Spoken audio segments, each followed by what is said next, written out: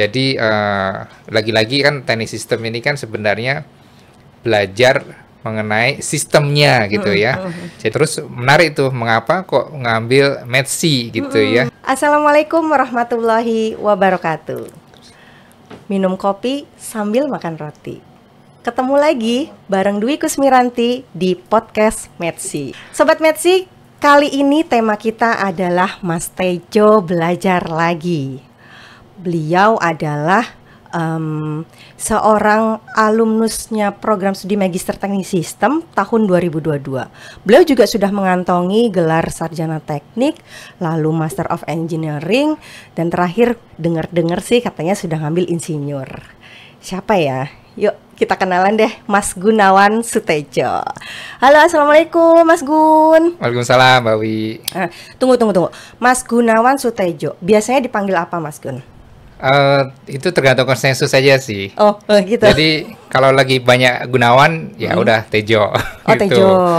Terus kemudian kalau nggak ada Gunawan ya oke lah, Gunawan juga nggak apa-apa gitu sih. Ada juga yang manggil Gunsut, jadi ya Gunsut. susah juga sih ini yang mana gitu. Tapi banyak teman-teman akhirnya panggilnya Tejo aja sudah Tejo. gitu sih. Gitu. Oke lah, berarti seperti tema kita ya, Sobat Metsi, Mas Tejo ya. Saya panggil Mas Tejo aja ya. Boleh. Oke. Jadi Mas Tejo ini saat ini beliau adalah seorang manajer production operasional di PT Pertamina Hulu Kalimantan Timur. Nah, saya kepengen banget deh denger tentang backgroundnya Mas Tejo ini. Mulai dari S1, kenapa ngambil S1-nya, kenapa ngambil S2-nya, lalu kenapa yang sekarang ini ngambil insinyurnya. Boleh dong Mas ya, cerita sedikit. Banyak juga boleh deh. Iya, agak panjang juga sih ya. Jadi kalau S1 dulu memang ya saya sebenarnya angkatan tua sih. Jadi S1-nya udah lama juga ya, jadi sejak tahun 1999, jadi sebelum milenial gitu ya. 99, berarti 99. di atas saya itu Mas. Saya 2000. Oke. ya. Berarti sama-sama kita, sama-sama angkatan tua. Oke. 99, saya ngambil S1-nya di Teknik Kimia ITB gitu ya, terus lulus 2004. Nah, habis itu terus kemudian baru kerja di oil and gas gitu ya, di beberapa perusahaan. Pertama di Total, terus kemudian di PHM, terus sekarang di Pertamina Hulu Kalimantan Timur atau PHKT gitu. Terus kemudian, nah setelah berapa ya, lulus 2024, lalu kemudian tahun 2020 tertarik tuh ikut Metsi gitu kan, S2. Jadi udah berapa tahun itu ya? 2020 kan, lama, ya, lulus 2022. 2024 ya, jadi udah 16 tahun lah gitu ya. Iya. Maksudnya 16 tahun setelah S1. Iya. Baru kemudian belajar lagi ya. Ya. Terus kemudian 2022 baru selesai di S2-nya gitu. Nah, selesai terus kemudian langsung ambil insinyur, baru 2023 kemarin itu selesai insinyurnya, termasuk interview yang ke badan kejuruannya gitu sih. Jadi dulu berarti ini yang di insinyur ngambilnya di mana? Ngambil profesi insinyurnya di mana? Di UGM juga. Jadi ya sudahlah, kebetulan sudah dekat dengan UGM gitu, jadi ya sudah sekalian gitu. Ya meskipun sebenarnya waktu itu waktu ngambil S2, ngambil insinyurnya itu kita lakukan searching lah gitu ya, riset kecil-kecilan segala macam gitu kan. Ya akhirnya jatuhnya milih di UGM gitu. Berarti dari S1 Teknik Kimia terus nanti lanjutnya ke Metsi ya, S2-nya. Itu boleh tahu nggak kenapa sih dulu akhirnya bisa ke Teknik Sistem? Kan mungkin Mas Tejo tahu ya, kalau Teknik Sistem itu mungkin di Indonesia baru di UGM punyanya. Program studi Teknik Sistem baru di UGM. Kenapa kok bisa memilih Metsi dan tahu dari mana ya? Ya kalau tahu dari mananya pasti ini ya, friend of friend, member get member lah gitu ya gitu. Dari mulut ke mulut dari mulut ke mulut ya, terus kemudian searching segala macam ya gitu. Karena waktu itu kan yaitu ceritanya ya, jadi udah 16 tahun lulus S1, terus kemudian pengen cari S2 deh gitu kan. Pasti orang banyak berpikir kenapa nggak dari dulu aja langsung ya bisa S1, tapi waktu itu nggak sempet ya, jadi karena harus pekerjaan, tuntutan segala macam, baru sempat sekarang gitu sih. Nah terus menarik tuh mengapa kok ngambil Metsi gitu ya. Jadi S1-nya Teknik Kimia, S2-nya Metsi. Jadi waktu awalnya juga saya nggak tahu itu Metsi itu apaan gitu ya. Jadi cuma dikasih tahu, oh ini ada Metsi kalau di UGM gitu kan. Oh apa itu gitu kan, teknik sistem. Oh saya browsing gitu kan. Oh ternyata saya browsing juga mungkin tidak sesuai dengan tidak terlalu sesuai dengan apa yang sebenarnya seharusnya Metsi itu gitu kan. Akhirnya saya browsing lagi, tanya lagi ke teman-teman yang sudah kuliah gitu kan. Terus termasuk tanya Mbak Owi juga ya, belajar apa gitu kan, kurikulumnya gimana. Oh ternyata dia ya belajar tentang sistem gitu ya gitu. Nah jadi kalau misalkan ada teman saya nih, kalau misalkan nanti S1-nya teknik kimia gitu ya, S2-nya jurusannya sama atau S3-nya jurusan sama, ya mungkin ilmunya teknik kimia gitu ya, sih. Itu aja ya. Iya itu aja ya. Jadi ya memang tergantung ya niat masing-masing sih. Jadi kan kalau di dunia kerja itu orang itu kan bisa jadi dua itu ya. Satu mau menjadi generalis gitu ya. Oke, dia akan tahu semuanya dan segala macamnya. Atau spesialis gitu sih. Jadi kalau memang diniatkannya menjadi spesialis ya oke, nggak apa-apa.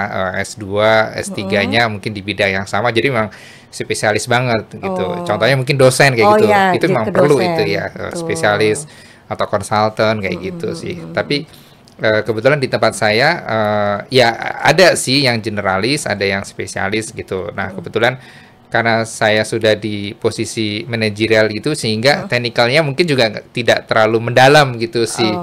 Sehingga ya sudahlah, mungkin teknik sistem yang tepat gitu sih. Jadi lagi-lagi kan teknik sistem ini kan sebenarnya belajar mengenai sistemnya gitu ya. Jadi belajar secara generalnya ya, whole-nya gitu ya, secara keseluruhan tekniknya seperti apa gitu sih. Jadi kalau di situ kan ada manajemen operation, ada kemudian kita belajar sistem, efisiensi, permodelan dan segala macamnya ada gitu. Dan itu kepake ya, berarti kepake banget di pekerjaan Mas Tejo saat ini ya? Kepake. Justru sebenarnya kalau kita bisa memilih gitu ya, masuk ke dunia kerja, itu tahu sistemnya dulu nih, baru kemudian spesifik di teknik kimia misalkan kayak gitu. Tetapi kan di saya ini jadinya agak terbalik. Oke, saya belajar teknik kimia dulu, terus kemudian saya expertise di teknik kimia, proses engineering, terus kemudian setelah lambat tahun, terus kemudian sudah mulai ke arah mungkin udah nangannya bukan hanya teknik kimia aja gitu. Akhirnya oke, saya belajar tentang sistem. Nah di situ waktu kuliah memang waktu awal-awal itu saya jelasin tuh, oh sistem tuh begini, terus kemudian ada elemen segala macam. Wah itu juga menarik sih. Jadi dengan itu saya bisa tahu, oh ternyata kita ini teknik kimia itu atau mungkin disiplin-disiplin yang lain itu adalah bagian sistem yang lebih besar gitu sih. Nah, di situ akhirnya the way of thinkingnya dapet tuh. Jadi dengan belajar di Metsi itu sih. Jadi sedikit promosi ya teman-teman ya. Jadi kalau mau ngelanjutin S2 silakan tuh cek-cek di Metsi gitu ya. Magister Teknik Sistem. Magister Teknik Sistem. Tahu websitenya Metsi nggak? Oh, masih ingat nggak? Kalau itu mah gampang, tinggal dicari di Google aja ya, langsung keluar lah gitu sih. Cuman memang kadang kan banyak yang mungkin belum mengenal ya, Sobat Metsi, untuk teknik sistem tuh apa. Karena sekarang juga sebenarnya udah banyak juga yang sudah universitas-universitas swasta maupun negeri yang sudah mulai ada buka S1-nya. Nah, S1 Prodi Teknik Sistem. Bahkan kalau di Politeknik itu ada Prodi Teknik Sistem Energi Baru Terbarukannya langsung, seperti itu. Nah, cuman memang di UGM sendiri sih masih yang S2-nya nih, yang di S1-nya belum. Mudah-mudahan nanti expand ya, insya Allah UGM akan merambah sampai ke Teknik Sistem gitu. Jadi kalau kembali ke pekerjaan tadi, jadi memang kira-kira itu ilmunya Metsi ini bisa membantu di pekerjaannya Mas Gun ya, berarti kan baik yang mungkin di struktural ataupun kalau yang teman-teman yang mungkin di levelnya mungkin agak di bawah juga tetap bisa tetap bisa dipakai ya. Oh tetap. Jadinya tadi tuh ya saya dapatkan waktu kuliah pertama kali ya, dengan dijelaskan tentang konsep sistem itu. siapapun di situ kan menyadari itu bahwa dia bagian atau menjadi salah satu elemen dari sistem gitu kan. Nah, bagaimana dia bisa mengimprove gitu ya kerjanya dia gitu. Maka dia harus tahu juga sistemnya kayak apa gitu sih. Jadi contohnya misalkan seorang bekerja di bars kayak gitu ya, atau di suatu proses operation gitu ya. Dia harus tahu dulu sebenarnya dia itu kerja di sana, job desk-nya apa, terus kontribusinya apa terhadap sistem yang lebih umum gitu sih. Nah, sebenarnya kan sistem yang lebih umum sendiri kan punya goal-nya itu. Jadi kalau misalkan dalam dunia bisnis atau usaha itu kan biasanya cari cuan ya. Yang paling gampang ya, pasti cari cuan lah gitu kan. Tapi kan cari cuan juga harus dengan cara yang baik kayak gitu kan. Berarti ASC-nya harus bagus, safety-nya harus bagus, harus berkah dan segala macamnya gitu kan. Nah, gimana caranya agar cuannya naik, terus kemudian berkahnya dapet, terus kemudian melakukannya juga mendapatkan cuannya juga dengan baik gitu, nggak melanggar regulasi, peraturan dan segala macamnya kayak gitu kan. Nah, ya sudah berarti itu tujuan umumnya, terus kemudian nanti karena kita belajar sistem, jadi kita tahu oh itu tujuan umumnya. Kalau kita mau improve ke sana, berarti elemen-elemen ini harus gimana nih gitu kan. Ya jadi untuk teman-teman di setiap posisi sih, jadi itu berguna juga. Jadi apapun ya posisinya. Jadi dia tahu bahwa posisinya apa di dalam suatu organisasi itu gitu ya. Terus organisasi itu punya goal yang lebih besar gitu kan. Nah, bagaimana bisa bersama-sama mencapai goal itu dan apa yang harus dia lakukan gitu sih. Oh, oke. Oh, berarti ya kalau sebentar ada juga kan alumninya Metsi itu yang di Pertamina Hulu Makam ya kalau nggak salah, itu kan beliau kayaknya terus dilepas pantai gitu kan. Itu juga saya tuh sampai berpikir teknik sistem tuh gimana ya memasukkan relevansinya gitu loh ke pekerjaan-pekerjaan mereka ini gitu. Ternyata yo pas ya. The way of thinkingnya sih. Jadi oke, kalau mungkin tekniknya, spesifiknya, mungkin itu bervariasi ya. Kadang nyambung, kadang enggak. Kalau itu sih wajar ya. Tapi the way of thinkingnya, jadi yang kita pelajari di Metsi ini kan the way of thinking, bagaimana kita berada dalam suatu sistem dan kemudian mengimprove sistem itu. Gitu. Kalau nggak ada, berarti bikin sistem baru gitu sih. Berarti tesisnya, nah ini ngomong-ngomong ke tesis ya, Sobat Metsi ya. Kemarin pakai tesis yang diangkat itu permasalahan yang ada di perusahaan ya, tentu ya, atau gimana? Boleh nggak sedikit cerita nih, kayak tadi kan mungkin kita berpikirnya bagaimana sih caranya untuk membangun sistem ya, mungkin apakah ada sistem-sistem yang di perusahaan itu sudah dibangun terus atau harus diulang atau seperti apa? Kira-kira nyambung nggak dengan tesis yang kemarin Mas Tejo udah bikin tuh? Ya, jadi tesisnya kebetulan waktu itu saya ngambilnya tentang energi terbarukan ya. Energi baru terbarukan. Dan itu dari permasalahan di perusahaan atau umum? Enggak, waktu itu umum sih. Oh, umum. Waktu itu umum. Karena memang tujuan saya juga cari knowledge yang lebih luas ya. Jadi the way of thinking dari Metsi saya bisa aplikasikan di perusahaan, tapi juga tesisnya saya juga manfaatkan untuk mencari knowledge yang lebih luas lah, bukan hanya di perusahaan aja gitu. Nah, kebetulan saya kan di oil and gas. Oil and gas itu sebenarnya kan perusahaan energi gitu ya. Jadi bagaimana mensuplai energi gitu kan. Nah, kebetulan sekarang kan lagi istilahnya lagi rame-ramenya polusi udara kayak gitu kan. Terus global warming, climate change dan segala macam gitu kan. Nah, saya jadi tertarik itu gimana impact-nya terhadap perusahaan minyak gitu kan. Perusahaan minyak dan gas, which is yang sebenarnya mungkin ya berkontribusi juga terhadap hal itu gitu sih. Terus in the future seperti apa gitu kan. Jadi akhirnya saya belajar ngambil konsentrasi energi terbarukan, belajar energi. Jadi di situ bisa melihat lebih luas tentang industri energi. Oh, industri energi bukan hanya industri perminyakan. Nah, perminyakan dan gas itu kan sebenarnya bagian dari industri energi itu ya, Industri, menyediakan energi gitu kan. Nah, in the future gimana itu cara kita kemudian menyediakan energi gitu?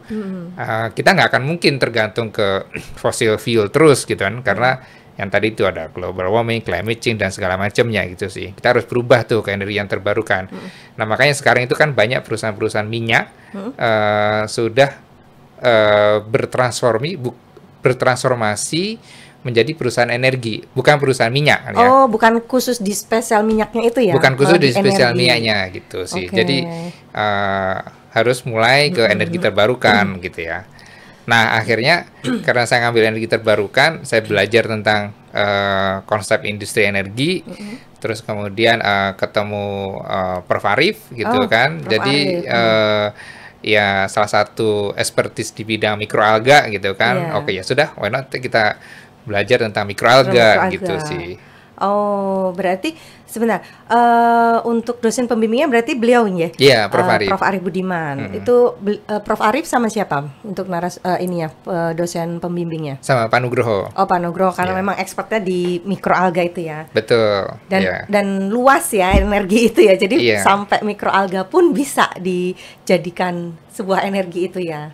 Iya, itu menariknya ya. Jadi in the future untuk biofuel gitu ya. Jadi biofuel itu ya energi terbarukan dari dari hayati ya gitu ya. Itu kan ada beberapa generasi ya. Generasi pertama itu kan yang masih pakai pangan ya gitu. Yang sekarang udah dipakai tuh. Jadi dari minyak sawit gitu kan sudah ada biosolar dan segala macamnya gitu ya. Terus kemudian nanti yang kedua itu generasi kedua adalah dari selulosik gitu ya. Biasanya dari kayu atau limbah-limbah kehutanan kayak gitu ya. Tapi agak susah juga sih ini karena mungkin suplainya juga sedikit. Yang pertama tadi yang minyak sawit itu mungkin juga ada konflik juga dengan pangan gitu kan. Mau dijadikan minyak goreng apa jadikan bahan bakar nih gitu. Minyak angin sekali. Ya, okay. Nah, yang ketiga yang menarik yang tadi saya angkat jadi tesis gitu ya dengan bimbingan Prof. Arif dan Pak Nugroho, yaitu mikroalga gitu sih. Jadi ini kan sebenarnya adalah mikroorganisme yang bisa kita kembang biakan dengan masif dan kemudian itu bisa kita jadikan biofuel itu gitu sih. Oh, oke. Kayaknya menarik banget ya Sobat Metsi untuk yang mikroalga. Nanti kapan-kapan deh kita undang Prof. Arif Budiman atau Pak Nugroho nih ya, dosen pembimbingnya Mas Tejo ini untuk ngangkat mikroalga itu seperti apa. Karena kan saya bayangannya mikroalga tuh tumbuhan kan ya? Tumbuhan apa hewan ya? Tumbuhan hijau itu kecil, kan gitu ya. Masih pikir gitu itu digimanain kok bisa jadi energi kayak gitu gitu. Terus yang dengar juga jadi kosmetik juga bisa kan ya. Macam-macam sih. Macam-macam kan. Nah itu nanti deh untuk yang periode selanjutnya ya Sobat Metsi. Oke, ini kalau saya lihat Mas Tejo ini tuh wajahnya masih semringah ya, padahal ini udah siang menjelang sore. Apa tadi udah makan siang belum? Oh, bukan makan siang ya. Kalau makan siang aneh ya. Kok siang dimakan? Mungkin apa sudah makan nasi di siang hari, Mas Tejo? Hari ini belum sih. Oh, belum. Kok itu ya? Tapi wajahnya masih bersinar. Padahal Sobat Messi tahu sendiri. Mas Gunawan Sutejo kan dari Balikpapan ya. Langsung dari bandara langsung ke Jogja, langsung ke sini. Nah, padahal kemarin-kemarin itu waktu saya minta nih jadi narasumber di podcast Metsi, katanya 7 hari 7 malam nggak bisa tidur. Tapi ini nggak kelihatan sama sekali ya.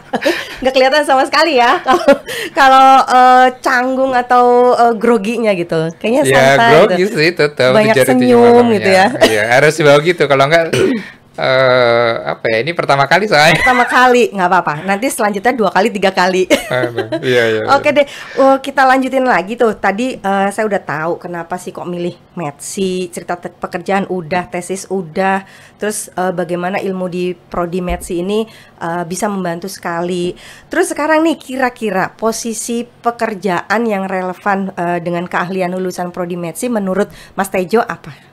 Di bidang apa gitu misalnya, selain dosen ya, yang kira-kira relevan, atau semua bisa, atau memang tertentu aja, atau gimana? Ya semuanya bisa.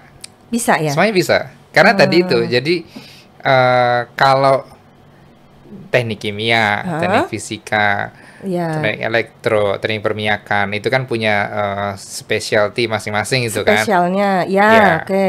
Nah, terus kemudian, nah kalau yang teknik sistem, ini kan kita belajar sistem. Belajar sistem keseluruhan gitu Iya, ya. nah sistemnya kan bisa sistem apa aja itu. Jadi mau sistem di organisasi industri energi, atau kemudian di sekolah gitu juga. Itu kan juga satu sistem juga toh, yang punya goal sendiri, punya beberapa elemen gitu kan, dan orangnya juga ya sebagai bagian dari sistem itu gitu kan.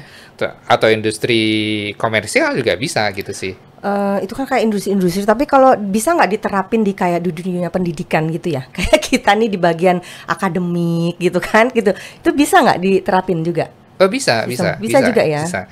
Jadi karena itu tadi yang teknik sistem itu kan yang saya dapatkan ya, the way of thinkingnya itu. The way of thinking ya, itu satu kata. Jadi bagaimana agar Oke, kita bagian dari suatu organisasi, bagian dari suatu sistem yang punya goal. Nah, ya sudah, itu objektifnya, bagaimana membuat organisasi itu bisa mencapai goalnya dengan lebih efisien, efektif kayak gitu. Jadi kalau di dunia pendidikan misalkan nih, Mbak Wi sudah S2 belum? Kebetulan belum. Ya. Nah ini nih ya teman-teman ya, kita dorong ya nanti ya. Mbak Wi bisa dong. Saya promosinya ke Mbak Wi aja kalau gitu. Jadi teknik sistem ini Sobat Metsi, memang kita backgroundnya sebenarnya menerima semua jurusan, ya kan Mas. Jadi ekonomi bisa, hukum bisa, politik bisa. Mungkin mereka juga yang penting paham tentang kurikulum di teknik sistem. Nah saya kebetulan kan di ekonomi, jadi mungkin bisa ya lanjut S2-nya di Metsi. Harusnya nggak masalah sih. Oke, gimana ya? Nah, itu tadi kan the way of thinking-nya. Jadi nanti kalau udah belajar di teknik sistem misalkan ya, ya saya kira mungkin kalau Mbak Wi kalau mau belajar di sini lebih cepat lah gitu. Jadi karena kan tiap hari juga operator dengerin kuliahnya operator, jadi mau nggak mau harus dengerin juga gitu kan. Padahal dulu kalau udah pelajaran matematika mesti pamit dulu ke kamar mandi. Matematika dan yang lain-lain. Ada matematika yang susah kok di kurikulumnya kan nggak ada tuh yang ini. Karena kan kebetulan walaupun saya di admisi, saya tidak pernah mengikuti atau nyemplung ya untuk kuliah. Jadi Mas Tejo kan pasti udah pengalaman banget nih ya untuk kuliah di teknik sistem itu sendiri. Jadi memang dipastikan gitu ya. Jadi tidak terlalu sulit gitu ya. Iya. Karena sangat ya itu sih general sih gitu. Ya tergantung kita bawanya sih. Kalau misalkan saya mau belajar di teknik sistem, saya pengen tahu the way of thinking-nya, kemudian membuat sistem, tetapi nanti tesisnya saya ingin lebih spesifik tentang specialty saya misalkan gitu. Ya itu nggak apa-apa, itu bisa dilakukan juga gitu sih. Dan untungnya di teknik sistem ini kan karena dosennya multi jurusan ya, jadi multidisiplin, jadi bisa kesana ke sini segala macamnya. Iya. Oke deh, Mas Tejo, coba harapannya Mas Tejo apa nih buat mungkin masyarakat, juga buat adik-adik kelas juga, dan untuk Metsi ke depannya apa nih?